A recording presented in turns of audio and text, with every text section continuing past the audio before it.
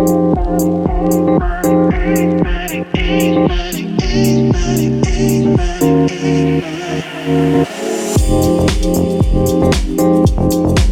everybody, warm welcome to this S&OP Masterclass from Leuma. My name is Søren Hammer and I'll be your host for this podcast here today. The purpose of these masterclasses is that we dive into hot and trending topics within supply chain planning and hopefully give you our perspective and something that you can use in your daily planning. Today's topic is no different. We'll go a bit higher up in the helicopter talking about the S&OP process, but an angle where we talk about how can we get the supply chain officer a seat at the table in terms of strategy, in terms of finance within the company. And as always, I'm not alone in the studio. I have my good colleague Benjamin here today to give you his perspective of this exciting topic. Welcome, Benjamin. Thank you. We have to do it. There might be a few people that don't know Benjamin Oblen, so let's start by you introducing a bit on your background and how you can see this topic. Yeah, so my name is Benjamin Oblen. Thank you for having me here. I've been working in Leuma with the integrated business planning, working with the Pareto IBP product for the last 16 years or so.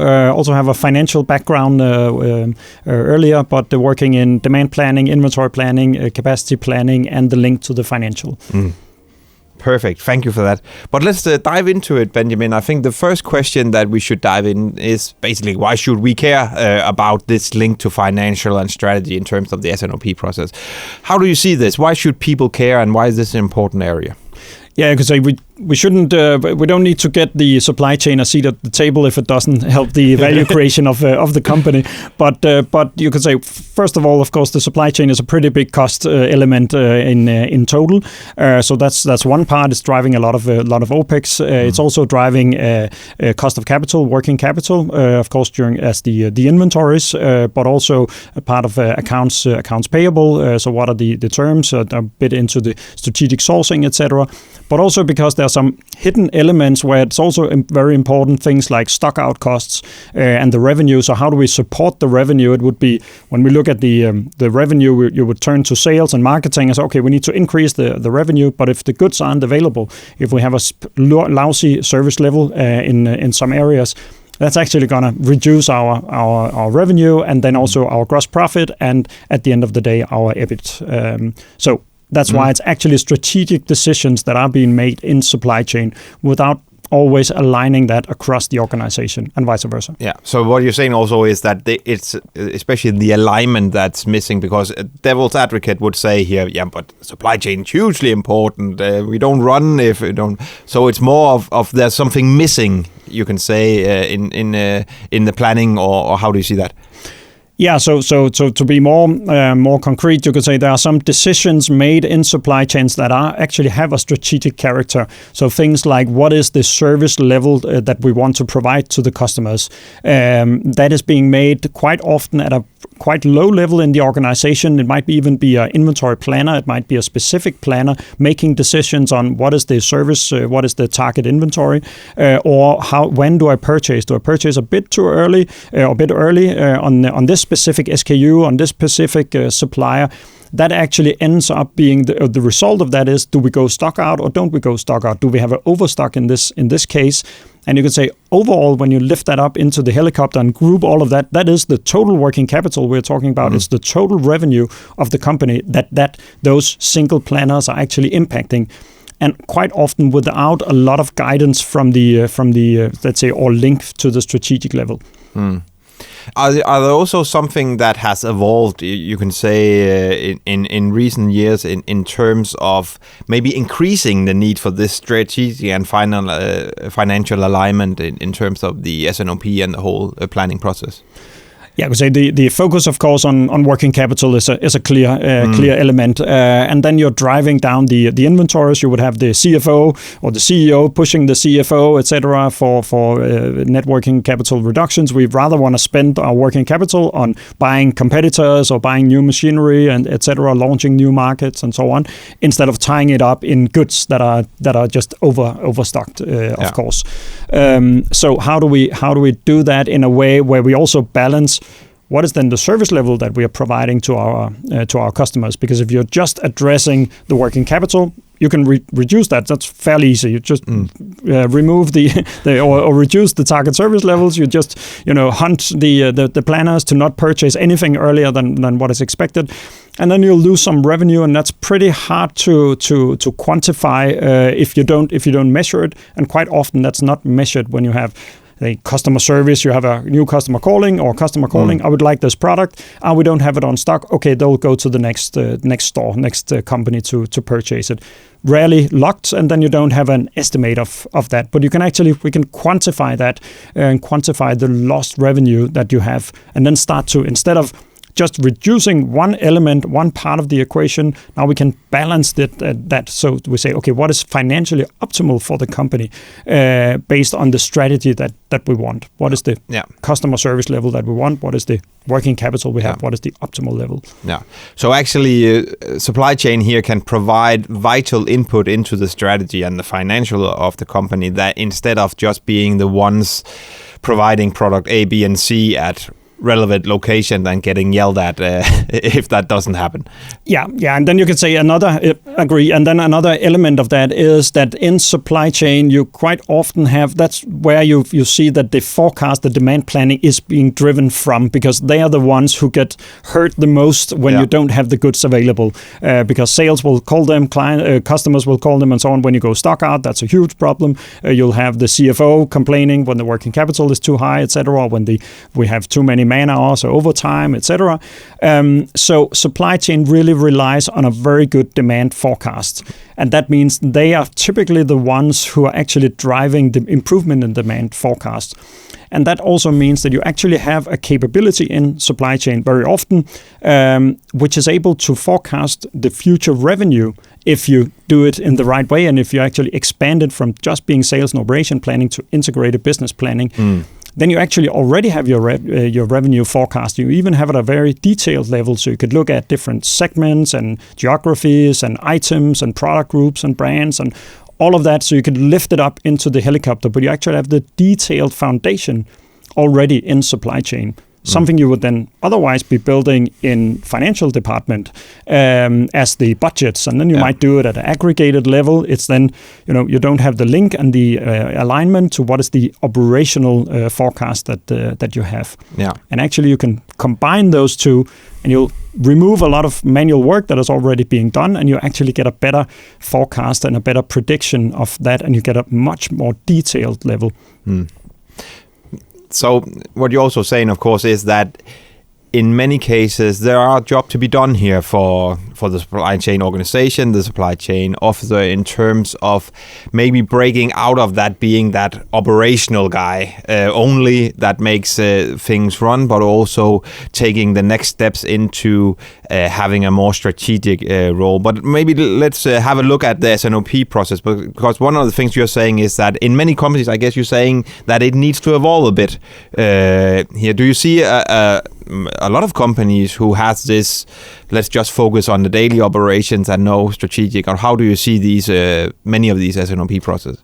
Yeah, I think I more or less see the same amount of silos that we saw 10 years ago or something like that. I don't see a huge change, unfortunately. I think there is a lot of work to be done here, and I think there is a lot of double work that is being done, because you have as a concrete example, the demand planning being done in supply chain, because they don't rely on the forecast they get from sales. They can't use the forecast they get from finance, the budget, because it's not updated frequently enough, it's not detailed enough, etc. And then you suddenly have 3 different departments doing exactly the same work at different levels that are not aligned. Sometimes you'll have alignment processes and so on. Again, a lot of time being wasted, and then you can say, okay, why don't you just take one of those 3 plans or good work and then lift it up to be that one plan, which is something that has been been going on as an ambition for a very, very long time.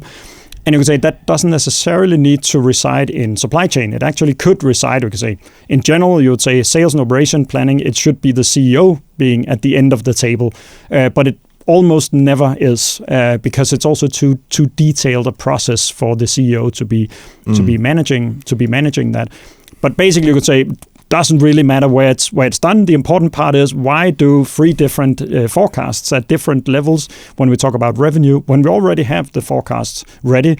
The only thing we need to do, and say only thing we need to do, is just to take our quantity forecast at the detail level that we already do in supply chain, because we need to do it, and we get punished if it doesn't fly. Yeah. And then turn that into financial terms. Let's work with finance to find the right revenue. How do we convert the quantities to revenue? That means prices, that means cost of goods sold, etc., discount, rebates, and so on. Let's merge that good work and then actually have one plan. Of course, that plan can have different scenarios. We can also have a target, which was a budget, because we want to drive sales and so on. I have a slightly biased plan for sales in order to motivate them, for example. And then we sort of adjust that slightly when we do the purchase and actual planning. But again, why not do that in the same tool with the same capabilities and have that completely aligned? So we know how much of the future revenue do we already know, because that comes from the demand plan we have. How many new product introductions do we need to do? How much additional organic growth do we need to do?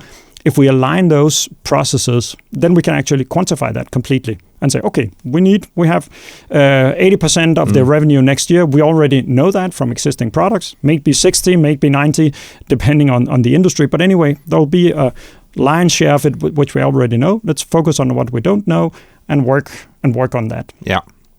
Yeah, might be a leading question, but when you talk about this, it makes me think of, you mentioned the silos, and a lot of companies, they stay in the silos. Is this getting some of the metrics you just mentioned, the financial, also a bit of the strategy into the planning, also a way of actually breaking some of those silos? Because I guess we need the C-suite here if we are to break the silos. Absolutely, and that is of course a journey and so on. But you could say the combined resources, when you really start to make the scenarios, the budgets based on the same plan, you also release a lot of resources, a lot of the redundant work, and you align at the same time. So what's not to like? You actually increase the accuracy. You make it more detailed, because you could say one of the reasons why it hasn't been aligned, I believe, is that when you look in finance, they need to be very precise, obviously, on the revenue, on the cost of goods sold, etc. Supply chain, they basically don't care about that. They want the quantities on the item level and location to be as correct as possible. As one example, so they work at 2 different levels. Maybe finance is not really able to break down the different financial figures to that very detailed level and drive that. And they don't really care about whether it's product A or B, where they have the revenue. They just want the total budget for the revenue. They also want it at a different cadence. They want it at a quarterly basis, for example. So they have their yearly budget, they have their estimates throughout the year 3 times, etc. So that's a different cadence. Yeah. But again, why not just have the same, so that it's actually the same plan you're working on. Use the finance as input on the revenue, on the cost of goods sold, etc. And then have that one plan. Yeah. And the one plan, but also, I guess, a common, it's going to be a big word, but a common vision or at least an agreed end state across the organization on where you want to end up. How is our planning going? Because if we don't have the communication and the storytelling part of it, in my experience, then we might still end up where the financial, the strategic is just annoying to supply chain. It's just another parameter coming in the planning that they don't need. It's so nice just to stay on the volume.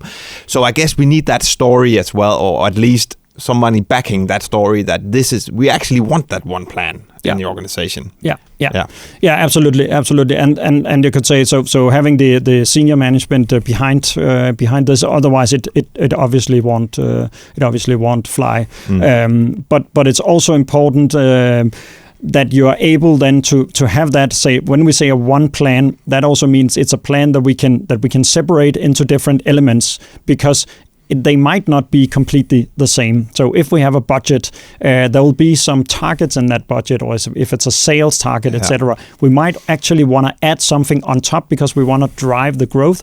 but we don't want to do the purchasing based on that yet. We want to see it first before we start doing it. So it's also important to be able to, or have the capability of, when we say one plan, that plan is, okay, this is what we are pretty sure about in terms of level, let's say, and quantities, etc., down to different products. Now we have this gap, which is towards our strategic target. We want to add that, but we don't want to just put that on top of everything we have and just increase, because then we'll just buy too much. Yeah. That should come from new products. It will come from organic growth. We don't know where it's coming from yet, but now we quantify it's going to be in these areas. Basically, let's say be concrete, make some dummy objects that you can use, or you could also distribute it down to the lower levels if you know it's organic and so on. Just a bit technical, but you could say that means you can separate it. So you can say, okay, this is our operational plan.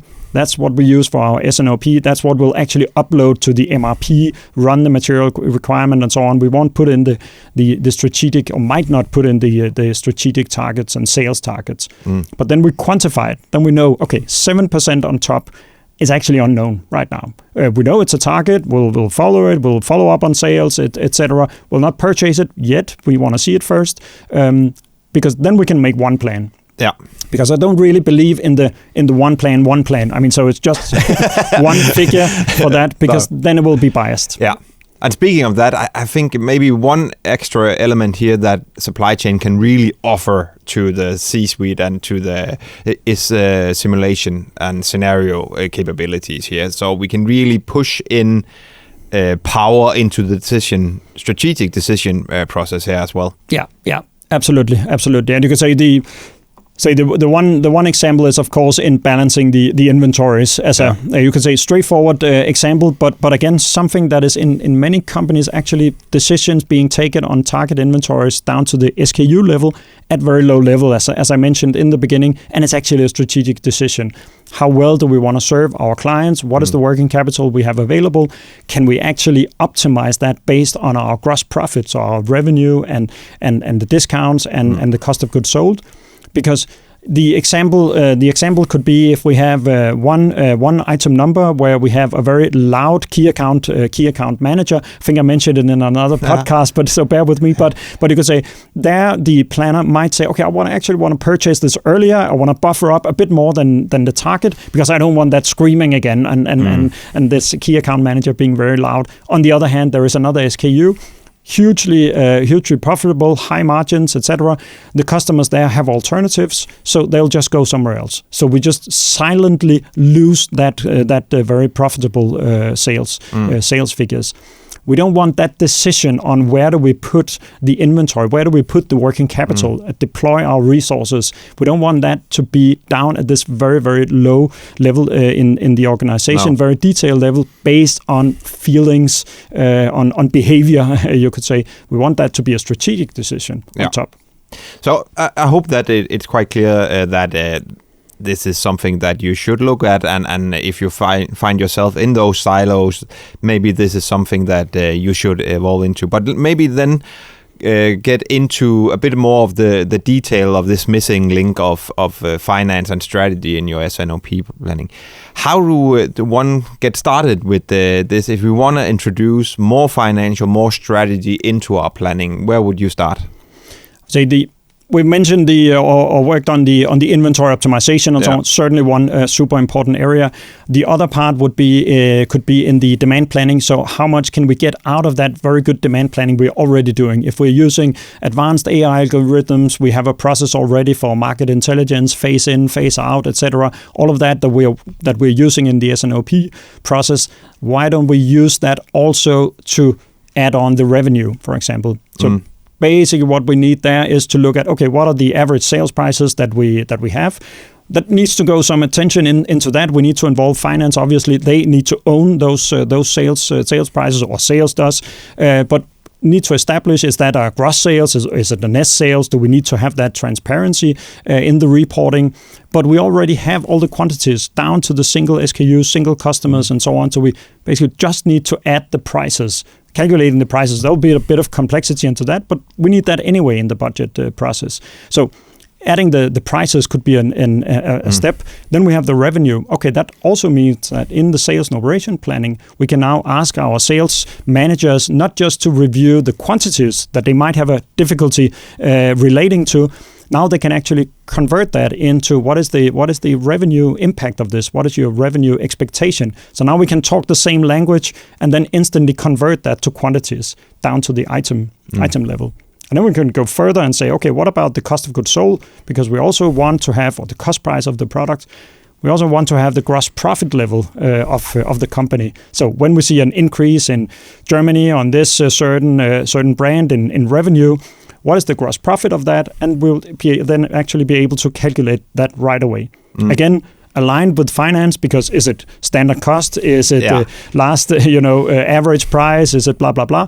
Okay, let's find out and let's make sure that it can be reconciled to the profit and loss statement. Yeah, because then you actually have your gross profit level in the profit and loss for your budget and for your estimates, which is a huge thing in finance. It takes a lot of time to do, and now you can actually drill all the way down to this very detailed level and understand how much comes from the existing business, what is new business that we don't know yet. Yeah, excellent example of where it really brings new, exciting information into the process, also in other areas of the company. But if as a supply chain planning professional, how do I know basically where to start, which metrics, things like that? I guess there are both operational and strategic plans that we need to translate a bit here. So there's a bit of work also to be done here to find out what is the right thing to bring in for our company. Yeah, and that's where it's. I mean, it needs to be a combined and joint effort, and might not be driven from supply chain. This could also be a call out, shout out to the other departments in sales, in finance, the CEO, and so on. Let's make this a joint process instead. Let's elevate the S&OP into being a strategic planning process and tool instead of having that as separate. Because in supply chain, you could say if you look very narrowly at how you measure them, don't go stock out, have a slow working capital, and have low operating expenses. I mean, if we look at the bonus that the supply chain will get, the supply chain executives, so they basically don't have an incentive to go further at that point in time in a classical setup, you could say. So let's look across and then see, okay, we actually have a lot of very good work and capability there, whether it's in supply chain or in finance, it doesn't matter, but it should be one process. Yeah. But I guess that also means then we have to invite other people into our processes and accept that. Absolutely. Yeah. And having finance in there, having maybe the executive team in there, inviting them into the process. Then maybe stopping shortly on that, one thing that I see, and maybe you can give your perspective of that, is when we invite, one thing is finance, that might be, but when we invite the executive team and maybe have what many companies call executive S&OP processes, in my experience, we still end up being very short-sighted. We end up having that discussion around what do we do the next 2 to 4 weeks. And then we get the C-suite's buy-in of, yes, you made the right decision. But I guess that's not what we're talking about here. It is a further perspective you need to have in these if you want to really bring in the value. Yeah, this is certainly the longer output, and that's also where you'll start to get the attention of the other departments and from the CEO when we make that longer outlook. So making 3-4 year scenarios into the future, looking at, okay, how is our demand going to be in the future? Where do we have the growth? And then the very interesting part on doing that based on this detailed information that we already have, the detailed demand plan, is that we also in the integrated business planning already have the full bill of material, we have the sourcing flows, we have the lead times across, etc. So we have a lot of information that you would need in order to do this full simulation also into the future. Of course, it's not super important if the lead time is 3 or 4 weeks 2 years from now.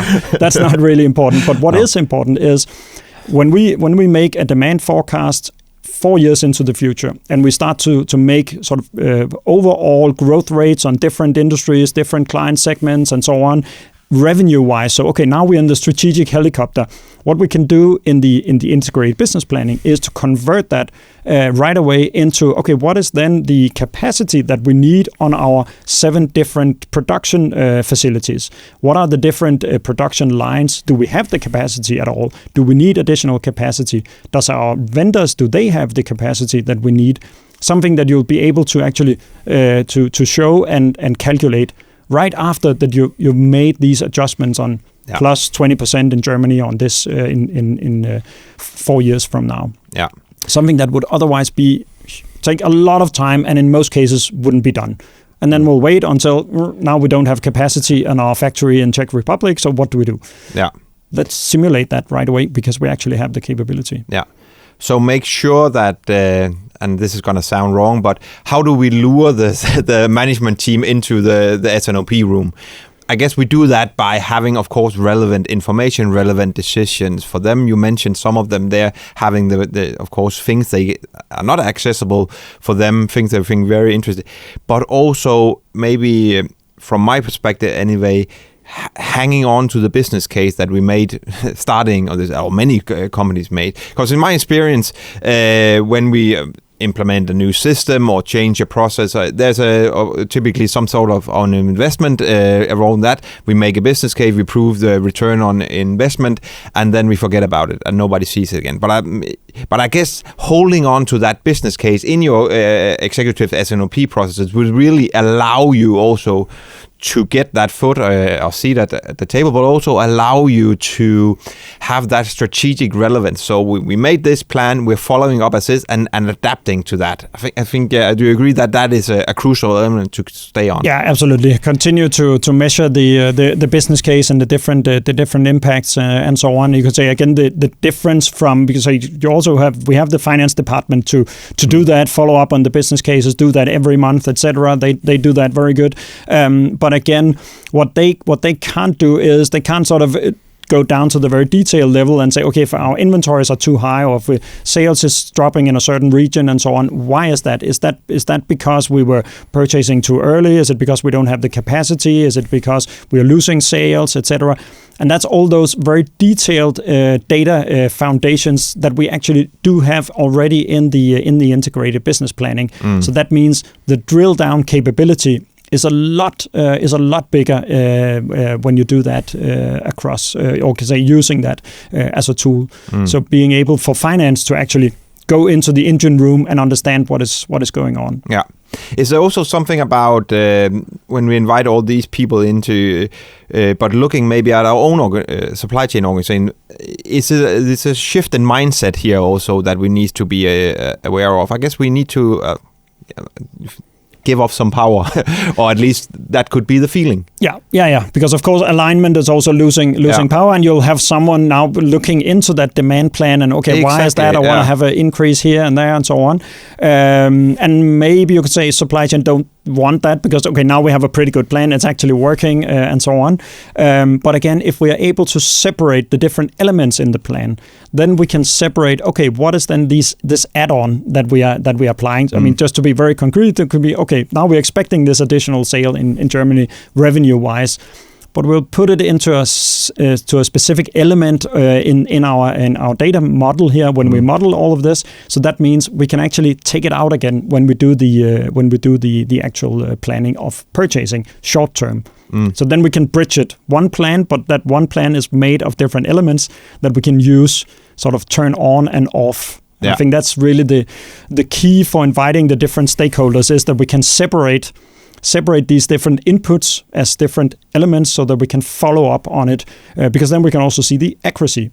So that input from sales, or that strategic input, did that improve the accuracy? Yes, it did on the long term, but it didn't on the short term. Then let's use it accordingly, for example. Yeah. Okay. But in conclusion, maybe I think you highlighted very well, Benjamin, that this is something that you should look into and that many companies don't.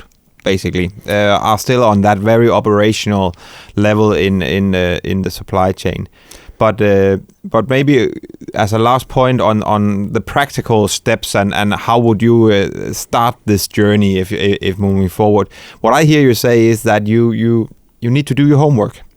it's not about just inviting people for a meeting. No, and then you could say this is. This podcast can also be like a teaser for finance or for the CEO. I mean, inviting them into the room, because it might should come from supply chain to open the door to finance, to sales, to the CEO, and say, okay, here we actually have some capabilities that are pretty strong. So let's use it across the company and let's align it instead of being siloed here. But it could also come from finance saying, okay, finance, let's open the door into supply chain and then see, okay, they're actually doing some pretty good stuff over there. Can't we use that in what we are doing? Yeah. Because it could really remove a lot of work and also make that alignment and that simulation capability that you can instantly convert into something that finance can understand, because it's turned into the profit and loss and the balance sheet and so on.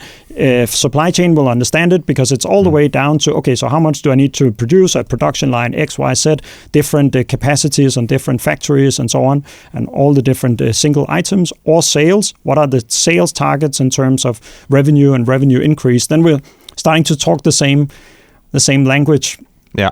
And then actually on that capability, also another capability, now we've discussed revenue, rebates, discounts, cost of goods sold. So now we're at a gross profit level. But why not take it a step further and then say, okay, what about the OPEX planning? So what about the cost, the operating expenses we have in the company? So supply chain, of course, being a huge part of that. But a lot of the activities that we have, especially in supply chain, is really tied up to the activity. The activities can be linked to different drivers. Those drivers can be linked to our demand forecast. So, example, how many people do we need in the warehouse? What is the operating expenses of the warehouse? It's salary, it's trucks, it's energy, etc. Okay, but how many people do we need? That depends on how much we need to drive around with the trucks in the warehouse. How much we need to drive around, that's a matter of how many order lines, how many orders we get. That is driven from how much do we sell of different products, what is the product mix in the future. But wait a minute, we already have that. We have that as our AI forecast, plus the market intelligence on top. So if we can establish that link, and now we're into driver-based budgeting, establish that link back to the demand forecast, then our increase of 20% in Germany, revenue-wise, that the sales manager there would look at how does the gross profit look, and then right after we can actually also in finance and supply chain see, yeah, okay, but that's actually on some products or some sales channels here that will really drive a lot of pick and packing in the warehouses. So how does that increase the cost, and how does then the total profit for the company, how does that look with that initiative? And something that you would be able to simulate and see right after. Yeah. Again, something that would normally take quite a lot of time in finance to establish, because you need to know the sales patterns in Germany. You need to know what is really driving the costs in supply chain. How is that link? How much of the costs are really variable? So can be reversed or not reversed, and blah blah. A lot of finance stuff in that. But basically, it's about modeling the whole company, driver-based, using that demand AI forecast, simulating it into the future 3-4 years, and then being able to see the full profit and loss and full balance sheet with the different strategic initiatives. Yeah. I think that's an excellent point. Also, maybe just to keep the transparency, because we talked a lot about process, just to invite people in and be open, I think, and that is a vital point. But this is also about data systems, having that thing in place, because we need to prove things, be data driven, what we do if we really want to succeed with this. Yeah, absolutely. And then you could say, now we are arguing that could come from the supply chain side. It might as well come from finance. Yeah. You could say it could come from anywhere. One reason why it maybe in practice would often come from supply chain is that they have gone furthest into the integrated business planning, because they need to have the detailed planning foundation. Yeah. So they already have that integrated planning set up, or some of them do, and that means the jump from there and then on to making a full simulation of the company might be shorter than coming from the existing tools in finance or in sales. But it's basically less important about the organization. Everybody needs to be around that table and have their different share and element in that combined plan. And also, I guess, maybe a final point, so we don't have the same process, same system, 3 places in the same company. I just recently talked with a company where they were not aware around what we were doing in supply chain planning. They were doing something with their production side, and they were actually in the process of acquiring a system to combine 2 production sites that were already combined in the supply chain planning. So a clear example of just wasting money because we don't align across a company of different functions. So I think that's a vital point and something that many listeners will probably recognize from their daily life. Yeah, absolutely. A lot of time going into making different plans and then reaching at a certain level where you need then to discuss which plan are actually good. They're made at different levels, different units of measure. One is talking about finance of revenue. The other one is pieces, bits and pieces, etc. How do you align that instead of, let's make a joint effort, and you'll go a lot further on the gallon in doing that. Yeah, perfect sum up, Benjamin. I think that is the key message from us today. Vital input as always. Thank you so much for coming in the studio. You're more than welcome again another time. Thank you. And also thank you out there for that listened here today.